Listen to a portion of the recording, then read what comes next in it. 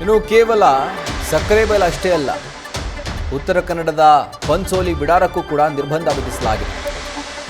ಪ್ರವಾಸಿಗರ ಪ್ರವೇಶಕ್ಕೆ ಈಗ ತಾತ್ಕಾಲಿಕವಾಗಿ ಬಂದ್ ವಿಧಿಸಲಾಗಿದೆ. ಉತ್ತರ ಕನ್ನಡದ ಜಾಯ್ಡಾದ ಪಂಚೋಲಿಯಲ್ಲಿರುವಂತಹ ಬಿಡಾರಕ್ಕೂ ಕೂಡ ಪ್ರವಾಸಿಗರ ಪ್ರವೇಶಕ್ಕೆ ನಿಷೇಧ ಹೇರಲಾಗಿರುವಂಥದ್ದು. ಮುಂದಿನ ಆದೇಶದವರೆಗೆ ಪ್ರವಾಸಿಗರ ಪ್ರವೇಶವನ್ನು ನಿಷೇಧ ಮಾಡಲಾಗಿದೆ. ಜಾಯ್ಡಾದ ಪಂಚೋಲಿ ಬಿಡಾರದಲ್ಲಿರುವಂಥ 5 ಆನೆಗಳು, ಸೊ ಈ ಆನೆಗಳ ಒಂದು ಚಟುವಟಿಕೆಯನ್ನು ಗಮನಿಸೋದಕ್ಕೆ ಆ್ಯಂಡ್ ಸ್ನಾನ ಮಾಡಿಸೋದಕ್ಕೆ ಇದಕ್ಕೆ ಅವಕಾಶ ಆಯಿತು ಪಂಚೋಲಿ ಆನೆ ಬಿಡಾರದಲ್ಲಿ.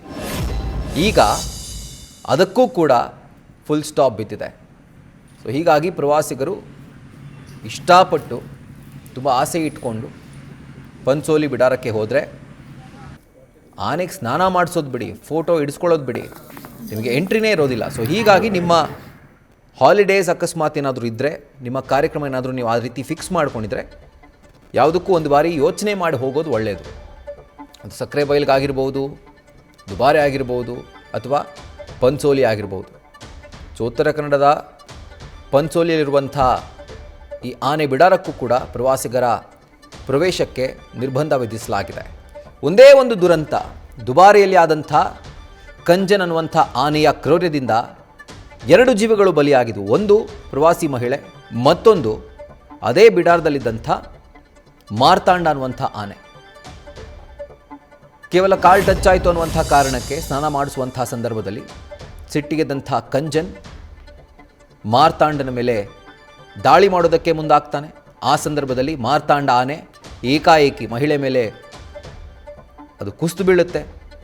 ಬಿದ್ದಂಥ ಸಂದರ್ಭದಲ್ಲಿ ಆನೆಯ ಭಾರಕ್ಕೆ ಚೆನ್ನೈ ಮೂಲದ 33 ವರ್ಷದ ತುಳಸಿ ಎನ್ನುವಂಥ ಪ್ರವಾಸಿ ಮಹಿಳೆ ಸಾವನ್ನಪ್ತಾರೆ. ಅದರ ಮುಂದೆ ದಿನ ಅಂದರೆ ನೆಕ್ಸ್ಟ್ ದಿನ ತೀವ್ರವಾಗಿ ಗಾಯಗೊಂಡಿದ್ದಂಥ ಮಾರ್ತಾಂಡ ಆನೆ ಕೂಡ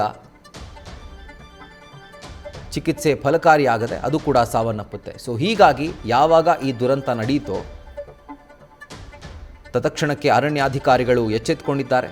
ACFಗಳು, RFOಗಳು, ಇನ್ಫ್ಯಾಕ್ಟ್ ಅರಣ್ಯ ಸಚಿವ ಈಶ್ವರ್ ಖಂಡ್ರೆ ಕೂಡ ಕಳವಳವನ್ನು ವ್ಯಕ್ತಪಡಿಸಿ ಈ ರೀತಿಯಾದಂಥ ಸ್ಟ್ರಿಕ್ಟ್ ಆ್ಯಕ್ಷನನ್ನು ತೆಗೆದುಕೊಳ್ಳಲಾಗಿದೆ. ನ್ಯೂಸ್ ಫಸ್ಟ್ ನಿರ್ಭೀತಿಯಿಂದ ನಿಮ್ಮ ಪರವಾಗಿ.